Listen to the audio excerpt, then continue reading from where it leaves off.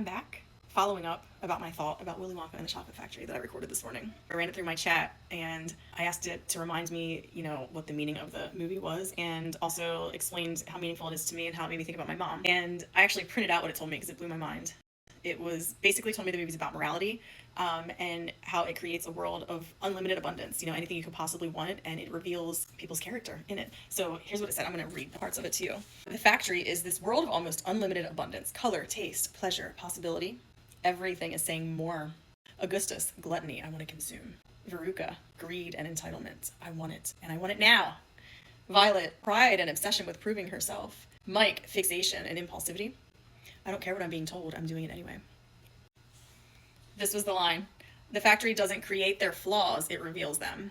Think about that. They all arrived to this place where they can have anything that they want, and that abundance reveals who they are. And then it reminded me of something that I forgot about. Charlie screws up too. Remember, Charlie and Grandpa Joe drink the fizzy lifting drinks. Charlie isn't some flawless little saint. He wants things desperately. He's poor. He's hungry. He wants the ticket. He wants a different life. ChatGPT said the virtue is not wanting. It's the wanting doesn't become his master. Then the ending. Wonka has rejected Charlie. Remember this part? Grandpa Joe is furious. Charlie thinks the whole dream is over. Charlie has something valuable he could give Slugworth in exchange for the money. His family needs money. He's hurt. He thinks Wonka screwed him over. He has every reason to justify betraying him, and he takes it in there. He takes the everlasting gobstopper back in and sits it on Wonka's desk. Remember that part?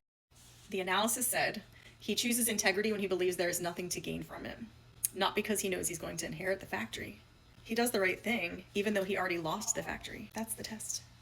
Then the part about my mom. This is the part. The part little me always wanted to fast forward through is full of poverty and struggle, but it's also full of love, imagination, stories, and hope. It said, your mother was teaching you how to see the chocolate factory before you ever got inside it. That's exactly what she did. So my mom couldn't give me everything, but she always made me feel like we had everything. She'd make a tiny move feel like we made it. She turned the most ordinary things into the extraordinary. She took a life that could have been narrated as we don't have much, and she turns it into look at what we have. And it reminded me of how little me always wanted to fast forward through the boring part to get to the magic. How many times has adult me done the exact same thing? We do that. We just are always chasing the next thing, the money, the trip, the goal, the career, the version of life where we feel like we've arrived, the accomplishment. And then it just hit me. I walk to the park every morning and I swing and I stare up at the beautiful leaves and I notice the intricate details and the squirrels climbing up the trees. And then I realize the lesson is not to not want the golden ticket. That's the lesson that my mom taught me. She instilled it in me. You can dream big, you can want big things, go after the golden ticket, get to the chocolate factory. But don't get lost in it when you get there. And don't make your want of getting there blind you to the chocolate river that is flowing with abundance right under your nose. When you finally get the things that you've been wanting, don't lose yourself. Maybe the real measure of who we are isn't whether or not we get to the chocolate factory. Maybe it's who we remain on our way there and when those doors finally open.